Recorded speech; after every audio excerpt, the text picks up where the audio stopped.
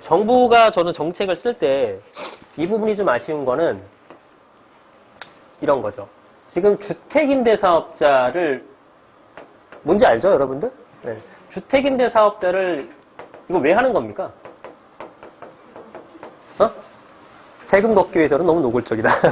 명목상으로는 임차인의 주거 안정이죠. 네, 임차인의 주거 안정. 네, 임차인들이 일단 주택임대사업자를 하게 되면 전월세 상한제와 똑같은 효과가 나오는 거잖아요. 계약갱신 청구권. 이거 굳이 법령으로 통과 안 시켜도 주택임대사업자로 해결해버린 거잖아요.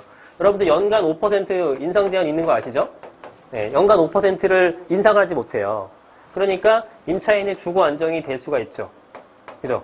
1억 받다가 2년 뒤에 2억 달래. 쫓겨나야 되잖아. 근데 그런 게 없다라는 거죠, 이제. 그죠? 정부 입장에서 주택임대사업자 너희들 참 착한 아이야. 그래서 우리가 여러 가지 혜택을 줄게 했던 게 17년도 12월이었어요. 불과 1년 전이죠, 1년 전. 근데 이거에 대한 혜택을 줄이기 시작했던 게 9.13 대책서부터죠. 18년도 9월. 불과 9개월 만에 강화로 돌아섰고요. 그 다음에 19년 1월에 또 이번에 세법 개정안 같은 거 나오죠. 더 강화를 시켰어요. 근데 제가 아쉬운 건 뭐냐면 일단 그 정책의 신뢰성이 좀 부분이 좀 걱정스럽고요. 이렇게 바뀌어버리면은 나중에 그죠? 좀 그렇잖아요. 하라고 해놓고서 뒤통수 치는 거는 다름없는 거죠. 어떻게 보면은요. 네. 그런 부분이 아쉬워서 얘네가 이제 강화 정책을 내놓는다고 하더라도 이것도 바뀌겠지라는 학습이 생길 수 있어요. 사람들이. 그게 첫 번째 우려스럽고 제가 더 걱정하는 건 뭐냐면 약간의 뭡니까? 장기적인 측면에서 단기성으로 이 사람들이 다주택자들이 주택임대사업자로 혜택을 받았다곤 하더라도 더 큰 안목에서 큰 그림을 그린다면 주택임대사업자에 대해서는 완화 정책, 이렇게 더 완화를 줄이는 강화를 시키면 안 돼요. 왜냐하면 주택임대사업자에 이렇게 강화시켜버리면은 앞으로 주택임대사업자 늘어날까요? 줄어들까요? 네, 이것도 줄어들게 된다고요. 줄어들게 된다고. 주택임대사업자가 줄어들게 되면 뭐가 결국 안 돼요? 이게 또 안 되는 거잖아요. 이 큰 목적들이. 그러면 임차인이 주거 안정이 안 되게 되면 어떻게 되면 다시 전월세 가격은 또 불안해질 수밖에 없는 거고. 그죠? 궁극적으로 이 사람들한테 침해를 받을 수 있는 거예요. 또 한 가지는 주택임대사업자를 많이 해야지만 이 시장 공급이 되는 거예요. 시장에 주택 공급이 되는 겁니다. 주택 공급. 자, 주택 공급하는 거는 여러 가지가 있는데 지금 왜 부동산 원리를 알려드릴게요. 왜 부동산이라는 것은 이렇게 올랐다가 멈췄다가 올랐다가 멈췄다가 올랐다가 왜 이런 현상이 생기느냐. 가장 큰 원인은 수급량에 따라 이렇게 바뀌는 거예요. 수급량에 따라서. 당연하게도. 여러 가지 어떤 그런 돌발 변수가 없을 때. 근데 이렇게 하다가 뚝 떨어질 때도 있죠. 이때 언제예요? 이럴 때는. 금융위기가 왔을 때. IMF나 글로벌 금융이 왔을 때는 뚝 떨어지죠. 그거 외에는 이렇게 떨어진 경우 있었어요? 머리를 예전부터 과거 한 40년서부터 지금까지 한번 돌려보세요. IMF 때랑 금융위기 때 빼고 이렇게 훅 떨어진 적이, 그만큼 떨어진 적이 있었는지. 있었나요? 내가 모를 수도 있으니까. 1975년서부터 한 45년 정도 동안 우리가 IMF 때 떨어진 건 기억하고요. 그 다음에 10년 전에 세계금융위기 때 떨어진 것도 기억을 합니다. 그거 외에 떨어진 기억이 있으세요? 없죠? 없어요. 그게 팩트라고요. 그러니까 그거는 다르게 해석하게 되면은 금융위기가 아닌 이상은 부동산이 하락을 하질 않아요. 이건 당연한 거야. 왜? 이 부동산 가격이라는 것은 결국 뭡니까? 이 부동산 가격이라는 것은 가격이 뭐예요? 결국은 돈으로 나타낸 돈의 표현이죠. 돈의 표현. 그럼 이 돈으로 표현하는 건데 이 돈은 시간이 갈수록 희소해지는 거예요. 시간이 갈수록 그렇죠. 시간이 갈수록 되게 풍부해지는 거죠. 그죠? 희소성이 오히려 떨어지는 거예요. 돈이 엄청나게 많아져요. 인플레라고 하는 거죠. 이걸 인플레라고. 근데 명목 가격 자체는 부동산 가격은 계속 올라가는 게 지극히 정상이에요. 이거를 왜 부정하는 사람들이 있는지 전 도저히 모르겠어요.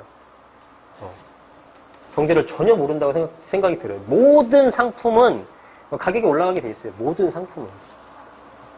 그죠? 그래서 부동산 가격은 이렇게 떨어지지 않는다. 금융위기가 오지 않는 한. 그러면 왜 이런 패턴, 뭐 이런 패턴도 있을 수 있고, 그죠? 뭐 다양한, 뭐 이렇게 패턴도 있을 수 있는데, 지금 움직이는 패턴은 적절히 올라가다가 잠깐 주춤하거나, 올라가다가 잠깐 멈춰있거나, 다시 올라가다 이 패턴으로 간단 말이야. 장기 우상향 패턴.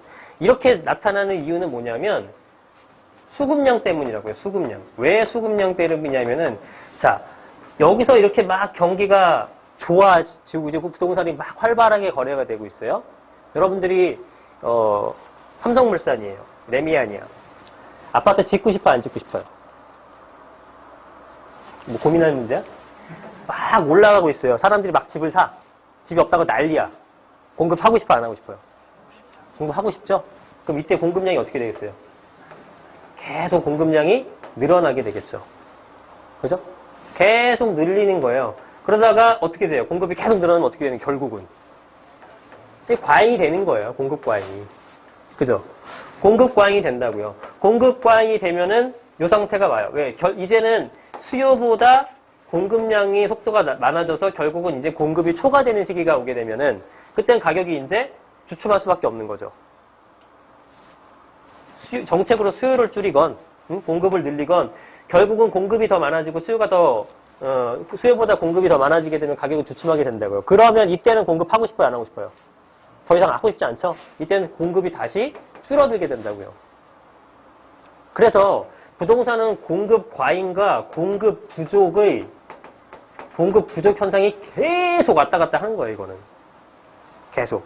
그래서 공급 과잉이 되기 직전까지 올라갔다가 과잉에서 안 올라갔다가 공급 안 해주니까 다시 매년 일정한 수요는 있고 그런 상태에서 공급이 다시 부족해서 또 올라가고 또 과잉이 돼서 또 멈추고 이게 반복되는 거라고요. 부동산 시장은.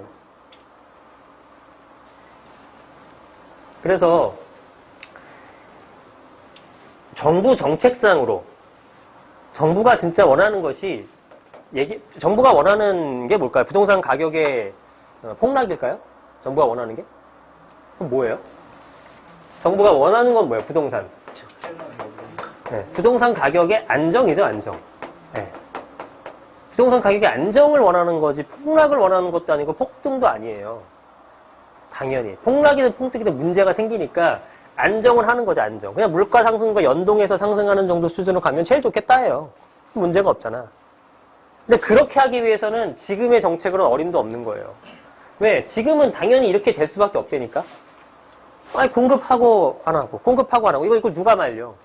야, 지금 미부장 날 것 같고 경기가 하나도 안 좋지만 너희는 그냥 무조건 지어. 공산주의도 아니고. 중국은 그게 되죠.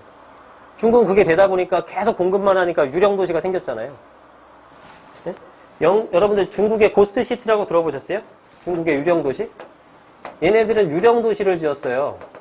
왜 지었냐면 얘네 한 100만 명 정도 수용할 수 있는 분당급 신도시를 지어놓고 사람이 한 10,000명 살아요.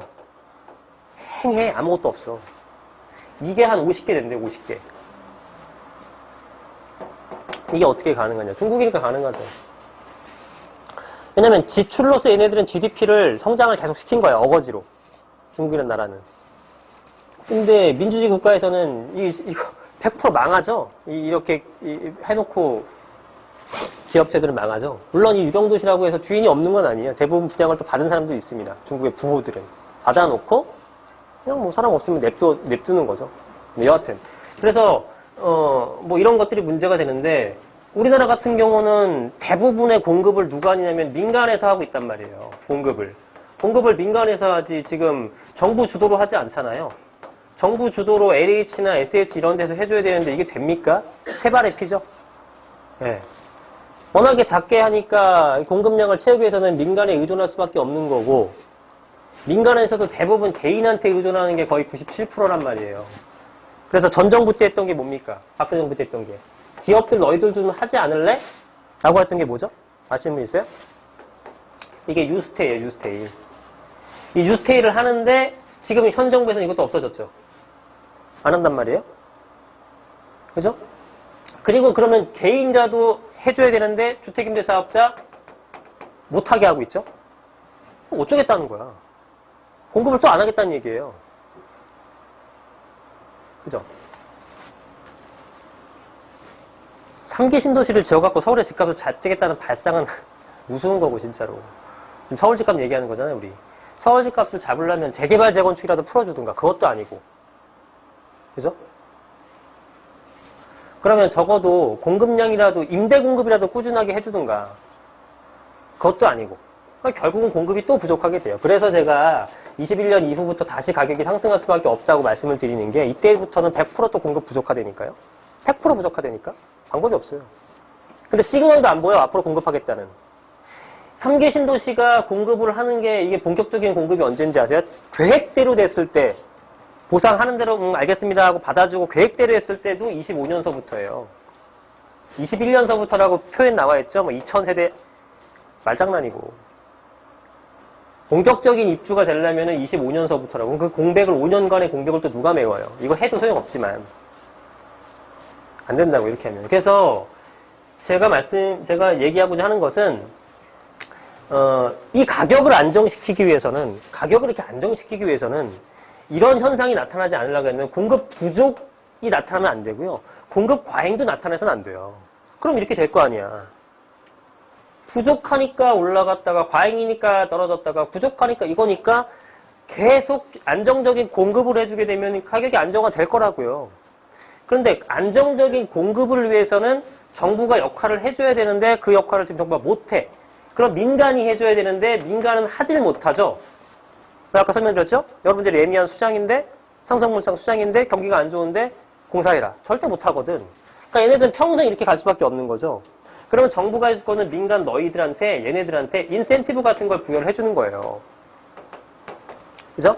인센티브를 줘서, 야, 니네가 비록 지금 경기가 안 좋지만, 뉴스테이를 하던, 그런 식으로 공급을 해주게 되면은, 부족분은 우리가 너희한테 좀 채워주겠다. 공급은 지속적으로 해다오. 사실 이게 돼야 되거든요. 이렇게 해야지 가격을 안정화시킬 수 있는 거예요. 근데 불황기 때 주택 공급은 사실 쥐약이죠. 불황기 때 누가 삽니까? 안 사죠. 그러니까 불황기 때 뭘 해야 되냐면 임대주택 사업을 해야 돼요. 임대주택 사업을. 불황기 때 임대주택 사업 더 잘 돼요. 사람들이 집을 안 사. 다 전월세 들어가. 더 잘 돼. 그래서 유스테이 사업을 폐기한 게 난 너무 안타깝고 굉장히 좋은 사업이었는데 뭐 정치 색깔은 전 없어요. 그냥 그런 거 그냥 그 정책은 좋았었던 정책이야. 그래서 유지를 했으면 좋겠는데 그게 안 됐었고 그러면 적어도 기업에 대한 어떤 그 민간주택이 안 되면 개인한테라도 저 혜택을 계속 주면서라도 유지를 했어야죠. 그래야 공급을 하지. 그것도 안 되는 거죠 지금. 그러면 앞으로도 가격은 계속 이거예요. 이거. 계속 이렇게 간다니까 또.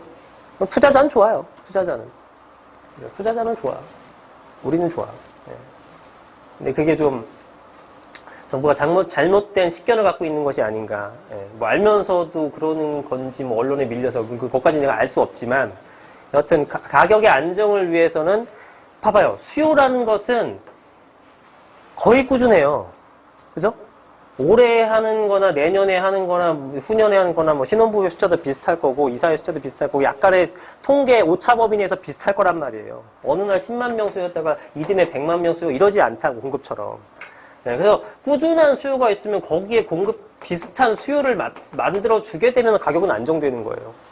수요는 매년 한 40만에서 50만 되는데 안 좋을 때는 20만 공급을 하니까 이 가격이 폭등하는 거고 막 좋으니까 70만 원 갖다 부으니까 떨어지는 거고 이거 아니에요.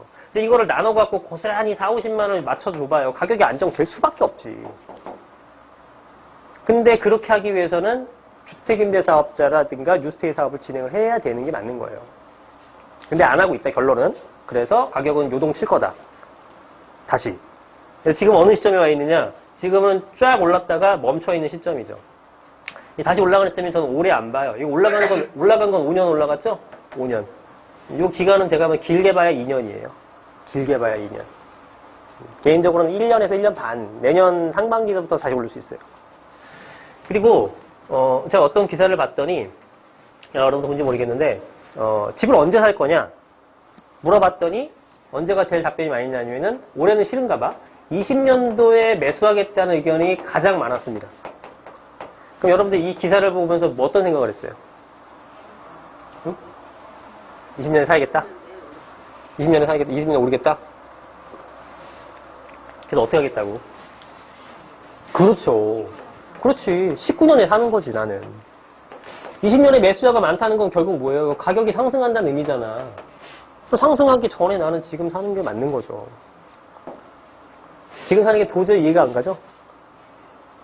13년도 9월달, 13년도 상반기, 12년도 산 사람들 다 정말 속된 말로 병신 취급받았어요. 바보라고 소리 들었다고, 손가락질 받았다고, 지금 아파트 살 때냐고. 재벌됐어, 다. 한 채만 사도 재벌됐다니까요.